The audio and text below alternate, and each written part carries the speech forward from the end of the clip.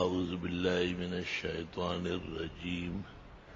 بسم الله الرحمن الرحيم. الله لا إله إلا هو الحي القيوم لا تأخذه سنة ولا نوم له ما في السماوات وما في الأرض من ذا الذي يشفع عنده إلا بإذنه يعلم ما بين أيديهم وما خلفهم ولا يحيطون بشيء من علمه إلا بما شاء وسع كرسيه السماوات والأرض ولا يؤوده حفظهما وهو العلي العظيم. قرآن کریم کا موضوع دعوت الی اللہ ہے اور وہ اس بات کی توحید اور ہر طرح کے کفر و شرک کی نفی پر مشتمل ہے. قرآن کریم کی موجودہ ترتیب میں پہلی سورت فاتحہ ہے جو بالاتفاق مکی ہے اور 7 آیات پر مشتمل ہے. اس سورت کے 47 کے قریب تو نام ہے اور ہر نام ایک مسمى پر دلالت کرتا ہے جو اس کے غزارت علم اور جامعیت کی آفاقی اور شرعی دلیل ہے. سورت اللہ تعالی کی الوہیت کے تعارف پر ہے اور وہ اسماء عشرہ ہے. 5 ظاہراً اللہ رب رحمان رحیم مالک اور 5 مضمراً ہے معبود مستعان ہادی منعم مدل. سورت کے اخیر میں دعا ہے اور وہ قبولیت کے معنی میں ہے آمین. سورت کے فوراً بعد جو دوسری بڑی سورت قرآن شریف کی ہے موجودہ ترتیب میں وہ سورہ بقرہ ہے اور وہ نزول میں 87 ہے اور مدینہ منورہ میں اول ما نزلت ہے، جبکہ سورت فاتحہ پوری کی پوری اول ما نزلت بالاوائل بمکہ المکرمہ وہذا وجہ وجیہ بین السورتین کما ذکرناہ مفصلا ومدللا. وہ الوہیت کے تعارف میں اور یہ مسائل ثمانیہ کے تعارف میں توحید، رسالت، آخرت، صداقت کتاب، جہاد، انفاق، تنظیم، آداب. سورت مصدر ہے حروف مقطعات پر لا یعلمها الا اللہ. متاخرین نے فلاسفہ یونان اور دیگر متکلمین کو جواب دینے کے لیے مناسبات ذکر فرمائی ہے. الف لام میم. اللہ نزل القرآن بواسطہ جبریل علی محمد صلی اللہ علیہ وسلم. یا الف اول لام لازم میم مومن. اول یلزم علی المومن ان یعتقد ذالک الکتاب لا ریب فیہ. سورت اوائل میں اوصاف 5 مومنین میں ہے، 2 آیتوں میں ذم کافرین ہے، 10 نشانیاں منافقوں کی ہے اور 2 مثالیں. سورت کا موضوع پہلی مرتبہ مفصل ذکر ہو رہا ہے. یا ایھا الناس اعبدوا ربکم، اے ایمان والو. یہاں علماء کہتے ہیں کہ یہاں یا ایھا الناس یہ ایمان کے معنی میں ہے اور وہ قاعدہ جو ذکر ہوتا ہے کہ یا ایھا الناس سے مکی ہے اور یا ایھا الذین آمنوا سے مدنی ہے، وہ کلیہ نہیں ہے، اکثریہ ہے. اور صحابہ و تابعین کی تفسیر ہے اعبدوا بمعنی واحدوا، توحید اختیار کرو. لأن العبادہ لا تقبل بدون التوحید. مشرک کافر کی عبادت تو عبادت نہیں ہے. اس کے بعد دلائل قائم فرمائی اور قرآن کے بارے میں تحدید کی گئی کہ یہ آسمانی کتاب ہے، کوئی اس کا مقابلہ نہیں کر سکتا ہے، اور جہنمی بننے کی کوشش مت کرو۔ قرآن کے ماننے والوں کی بشارت اور نہ ماننے والوں کی وعید شدید ذکر کر کے روئے زمین کا پہلا انسان اور پہلا پیغمبر اور منبع انسانیت حضرت آدم علیہ السلام کی تخلیق اور ان کی خلافت کا مسئلہ بیان ہوا۔ جنہوں نے مان لیا اور شکر بجا لایا عمر بھر کے طاعت پذیر ہو گئے ملائک، جنہوں نے سرکشی اور نافرمانی کی عمر بھر کے لیے رجیم اور لعنتی ہو گیا۔ روئے زمین کے اس محترم اور مکرم قوم بنی اسرائیل کے ساتھ خطابات شروع ہو گئے۔ پہلے خطاب یا بنی اسرائیل میں 5 نعمتیں ہیں اور کچھ حکایتیں ہیں، ان کو ہم کہتے ہیں خطاب مع بنی اسرائیل المشتمل بنعم مجمل، نعم مجملہ ہے۔ دوبارہ یا بنی اسرائیل میں 8-10 نعمتیں ہیں اور 3 حکایتیں ہیں، نعم مفصلہ ہے۔ تیسری مرتبہ یا بنی اسرائیل، اس میں نعم مدللہ ہے، تاریخ کعبہ، تاسیس کعبہ، توقیت امام، بعثت نبی آخر الزمان، اور اس سلسلے میں وارد شبہات و تفصیلی جوابات۔ سورت کے ابتدائی 100 آیات مسئلہ توحید پر ہے اور اس ضمن میں تہذیب الاخلاق ہے، تاکہ موحد بہترین اخلاق کا حامل ہو۔ کہیں ایسا نہ ہو کہ بار میں ٹیڑھی لکڑی ہو اور تمام کردار اس کا ناقابل پسندیدہ ہو اور قابل اعتراض ہو۔ تو تہذیب الاخلاق کے مسئلے میں کذب سے، بے شعوری سے، دوگلا پن سے اور دنیا اور دین کے آپس میں اختلاط سے منع فرمایا، اور ساتھ ساتھ خوبیاں بیان کی گئی اور برائیوں پر تنبیہ کی گئی۔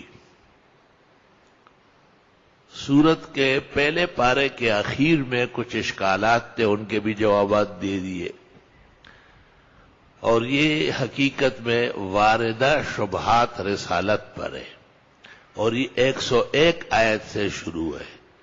وہ کہا کرتے تھے کہ یہ رسول تو پہچانا نہیں جاتا، فرمایا نہیں، وَلَمَّا جَاءَهُمْ رَسُولٌ مِّنْ عِندِ اللَّهِ مُصَدِّقٌ لِّمَا مَعَهُمْ نَبَذَ فَرِيقٌ مِّنَ الَّذِينَ أُوتُوا الْكِتَابَ كِتَابَ اللَّهِ وَرَاءَ ظُهُورِهِمْ۔ آسمانی کتابوں کی روشنی میں آپ مبرہن اور مبین ہے، کتابوں کو پس پشت ڈال کر کے یہ انکار کر رہے ہیں، اور یہ ان کی بدنصیبی ہے۔ ایک شبہ یہ کیا گیا کہ یہ پیغمبر برحق کیسے ہے؟ حضرت داؤد و سلیمان جیسے جادوگروں کا ذکر کرتے ہیں۔ جواب، وما کفر سلیمان ولکن الشیاطین کفروا یعلمون الناس السحر۔ سحر اور کفر کا ارتکاب سلیمان نے نہیں، جنات نے کیا۔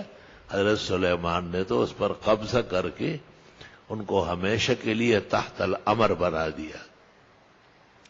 ایک اشکال اور نبوت پر شبہ یہ تھا کہ یہ پیغمبر کیسے ہیں، کعبہ سے نکال دیے گئے اور مکہ سے جلاوطن کیے گئے۔ جواب، ومن اظلم ممن منع مساجد اللہ ان یذکر فیہا اسمہ وسعی فی خرابہا۔ یہ مشرکین کا ظلم ہے اور اہل مکہ کا ستم ہے، ان قریب وہ اس بدنصیبی کی سزا پائیں گے۔ رسول کی رسالت اور بعثت برحق ہے۔ پھر ایک شبہ رسالت پر یہ ہوا ہے کہ کبھی ایک طرف نماز پڑھتے ہیں، کبھی دوسری طرف۔ وَلِلَّهِ مَا فِي السَّمَاوَاتِ وَمَا فِي الْأَرْضِ، اور فرمایا كُلٌّ لَهُ قَانِتُونَ، میں اللہ کے حکم کا منقاد ہوں، مجھے جس طرف کہا جائے گا اس طرف نماز پڑھوں گا۔ وَلِلَّهِ الْمَشْرِقُ وَالْمَغْرِبُ أَيْنَمَا تُوَلُّوا فَثَمَّ وَجْهُ اللَّهِ۔ چونکہ اس مسئلے میں پریشانی بہت پیش آ رہی تھی، اس لیے اس کو مفصل ذکر کے سیقول السفہاء من الناس سے پورے 1.5 رکوع اس تحویل قبلے پر مشتمل ہے۔ درمیان میں انہوں نے یہ کہا کہ یہ رسول حضرت ابراہیم علیہ السلام کے خلاف ہے۔ جواب، یہ رسول حضرت ابراہیم کی دعاؤں کا مظہر ہے۔ ربنا وبعث فیہم رسولا منہم، اس رسول میں اور دیگر انبیاء میں تباین ہے، جھوٹ بول رہے ہو۔ ام کنتم شہداء اذ حضر یعقوب الموت اذ قال لبنیہ ما تعبدون من بعدی. یہ حضرات انبیاء بنی اسرائیل کے وصایا اور ان کے تاکیدات کا عین مطابق مبعوث ہوا ہے. کبھی یہ اشکال کیا گیا کہ دیکھو لوگوں کو لے جاتے ہیں جہاد میں پٹوا کے اور مروا کے، پھر کہتے ہیں کہ یہ شہید ہے. جواب یہ اللہ کا حکم ہے، وَلَا تَقُولُوا لِمَن يُقْتَلُ فِي سَبِيلِ اللَّهِ أَمْوَاتٌ بَلْ أَحْيَاءٌ وَلَٰكِن لَّا تَشْعُرُونَ. یہ بھی اشکال کیا گیا کہ یہ صفا و مروہ تو زمانے کے بت تھے، بنو مشلل کے بت پڑے ہوئے تھے، یہ یہاں صحیح کر کے عبادت کرتے. جواب ان الصفا والمروہ من شعائر اللہ، یہ اللہ کی قدرت کی دلیلیں ہیں. بت تو تم جیسے غلط کاروں نے رکھے تھے جو اس پاک پیغمبر کے ذریعے اللہ نے ہمیشہ کے لیے دور فرمائے. پھر اتنے واضح پیغمبر، نبی آخر الزمان، ان کی آیات بینات، تو پھر علماء کیوں نہیں مانتے؟ جواب ان الذین یکتمون ما انزلنا من البینات والہدی من بعد ما بیناہ للناس فی الکتاب اولئک یلعنہم اللہ ویلعنہم اللاعنون. یہ لعنتی فرقے کا کام ہے. یہ وہ علماء بنی اسرائیل ہے کہ یعلمہ، سب کو جانتے ہوئے نہ مانتے. اس لیے انہوں نے اپنے آسمانی کتابوں کے پیش نظر اپنے فرائض منصبی ادا نہیں کیے. ان میں اور کافروں میں کیا فرق ہے؟ ان الذین کفروا وماتوا وهم کفار اولئک علیہم لعنۃ اللہ والملائکۃ والناس اجمعین خالدین فیہا لا یخفف عنہم العذاب ولا هم ینظرون. سورت کا موضوع شبہات کے تفصیل جوابات دینے کے بعد دہرایا، وَإِلَٰهُكُمْ إِلَٰهٌ وَاحِدٌ لَا إِلَٰهَ إِلَّا هُوَ الرَّحْمَٰنُ الرَّحِيمُ. اور اس کے بعد قدرت کے اور وحدانیت کے ادلہ متعلقہ بیان فرمائے اور عام و خاص حکم دے دیا گیا. یا ایھا الناس کلوا من طیبات ما رزقناکم یا ایھا الذین آمنوا کلوا من طیبات ما رزقناکم.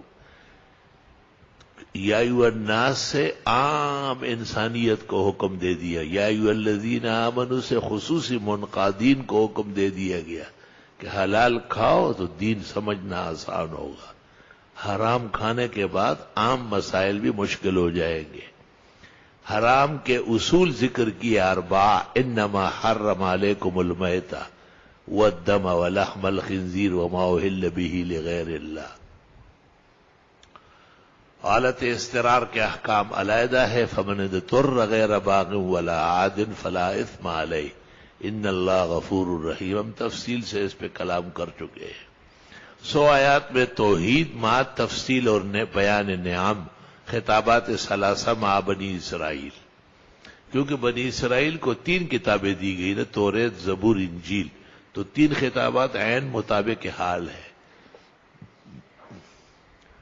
اور 76 آیتوں میں رسالت مع رد شبہات. تو 177 آیت سے حق تعالی نے مجاہد کی اور سپاہی کی اور عسکری کی تربیت اور تعلیم فرمائی. 10 صفات نقل کر کے 5 معتقدات اور 5 عملیات. اولئک الذین صدقوا واولئک هم المتقون. یہ لوگ واقعی تربیت یافتہ ہے اور یہ وقت آئے گا تو اپنی طاقت کا صحیح مظاہرہ کریں گے. ملک کی اصلاح کے لیے 4 قاعدے ذکر کیے. کتب علیکم القصاص فی القتلی، مقتولوں کے لیے قاتلوں سے بدلہ لینا ہوگا. کتب علیکم ان ترک خیرا الوصیہ، مال کی تقسیم قاعدے شریعہ سے ہو. کتب علیکم الصیام، ملک کے باشندے خاص کر افسران و وزراء ارکان سلطنت تحمل مشقت سیکھ لے، کئی ایمان و ضمیر بیچ نہ ڈالے. اور وَلَا تَأْكُلُوا أَمْوَالَكُمْ بَيْنَكُمْ بِالْبَاطِلِ وَتُدْلُوا بِهَا إِلَى الْحُكَّامِ لِتَأْكُلُوا فَرِيقًا مِنْ أَمْوَالِ النَّاسِ بِالْإِثْمِ. رشوت ستانی اور حرام خوری اور افسران اور دوسرے لوگوں کو، ذمہ داروں کو ذمہ داریاں پورا کرنے دو. ان کے ذمہ داریوں میں خلل ڈالنا ایسا ہے جس طرح کنویں سے پانی نکالنے کے بجائے کنویں میں پانی ڈالا جائے. تو جب کنویں سے پانی نکالا جاتا ہے تو کنواں آباد رہتا ہے، کارآمد ہوتا ہے، اور جب کنویں میں پانی باہر سے ڈالا جائے تو کنواں تباہ و برباد ہو جاتا ہے۔ رشوت خور افسر، رشوت خور وزیر، رشوت خور ارکان سلطنت ایسے تباہ و برباد ہے جیسے بنجر کنویں تباہ و برباد ہے۔ اور اس کے بعد 18 مفصل اور 36 فروعی احکام ذکر کر کے پیغمبر کو تسلی دے دی کہ انک لمن المرسلین، آپ کے رسول برحق ہونے میں کوئی شبہ نہیں ہے۔ انبیاء اور مرسلین اور بھی آئے ہیں، تلک الرسل فضلنا بعضهم علی بعض، ان میں معجزات، آیات بینات اور ذمہ داریوں کا کچھ فرق رہا ہے۔ چونکہ جہاد کے ضمن میں انفاق ضروری ہے، ہر مسئلہ دوسرے کے لیے معاون و ممد ہے۔ بھئی توحید کون بیان کرے گا؟ رسول بیان کرے گا، تو رسالت اور اس پر وارد شبہات اور مفصل جوابات۔ توحید برحق ہے، رسول مبعوث ہوئے ہیں حقائق اور بینات کے ساتھ، تبلیغ پوری کی پوری ہو رہی ہے۔ تو اب ایک وقت آئے گا کہ جہاد کے لیے بھی امت کو تیار کرنا پڑے گا۔ تو 177 آیات سے جہاد کا پہلا مرحلہ تدریب العسکری، تربیت المجاہد و تعلیمہ، وہ بیان فرمایا۔ تو جہاد ویسے تو نہیں ہوتا ہے، مار پیٹ کا نام جہاد نہیں ہے، اعلاء کلمت اللہ کا نام جہاد ہے۔ اس کے لیے خرچ کرنا ہوگا۔ یا ایھا الذین آمنوا انفقوا مما رزقناکم من قبل ان یاتی یوم لا بیع فیہ ولا خل ولا شفاء والکافرون هم الظالمون۔ تو سورت کا جو موضوع ہے العبادۃ المخلصہ للہ وحدہ، یا التوحید الخالص للہ جل وعلا، یا ایھا الناس اعبدوا